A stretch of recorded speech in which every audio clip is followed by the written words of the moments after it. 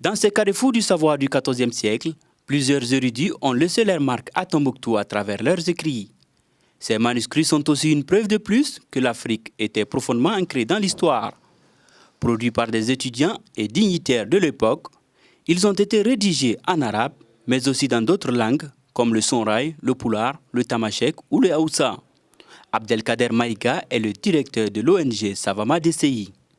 C'est l'héritage de tous ces connaisseurs, de tous ces travailleurs qu'on a aujourd'hui écrit ici et resté ici et conservé ici.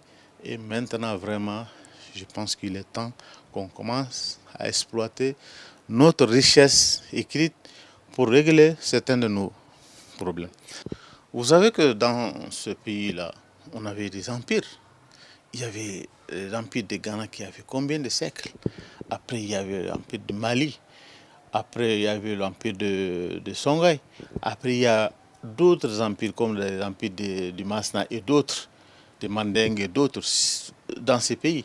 Mais tous ces empires, c'est l'administration, c'est des connaisseurs, c'est des grands oulémas. En proie à une crise multidimensionnelle ces dernières années, le Mali est en quête de solutions aux maux qui minent sa société. Solutions que l'on pourrait trouver dans le manuscrit de Tombouctou, notamment ceux de El Hadj Omar Tall, une grande figure de l'histoire de l'Afrique. C'est ce que rappelle le chercheur Mohamed Diagaïté. Nous pouvons nous inspirer de ces manuscrits aujourd'hui pour quand même essayer de réconcilier les Maliens. Parce que c'est un exemple. Surtout, il dit, ceux qui meurent à cause de ces conflits, c'est Amir sera responsable de leur sang demain, l'au-delà. Lors de la crise de 2012 qui a vu la prise de la ville de Tombouctou, ce patrimoine historique avait été menacé par les groupes armés islamistes. Plusieurs manuscrits seront autodafés.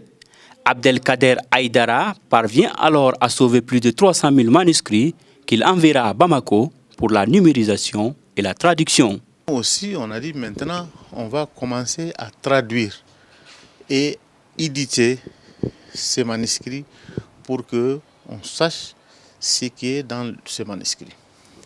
Parce que dans ces manuscrits, on trouve tout ce qui concerne la paix. On trouve ce qui concerne la culture de la paix même. On trouve dans ces manuscrits la tolérance. On trouve dans ces manuscrits tout ce qui est contre la corruption, la bonne gouvernance, droits de l'homme, droits des femmes. Tombouctou, la ville des 333 saints, dispose d'un institut d'études créé en 1973 dédié à l'étude des manuscrits, mais aussi des initiatives privées comme celle de la Savama DCI, qui est à l'origine de la traduction des manuscrits. Si la traduction des manuscrits de Tombouctou est une bonne occasion de découverte de l'histoire de l'Afrique, reste désormais aux Africains d'en apprécier le contenu.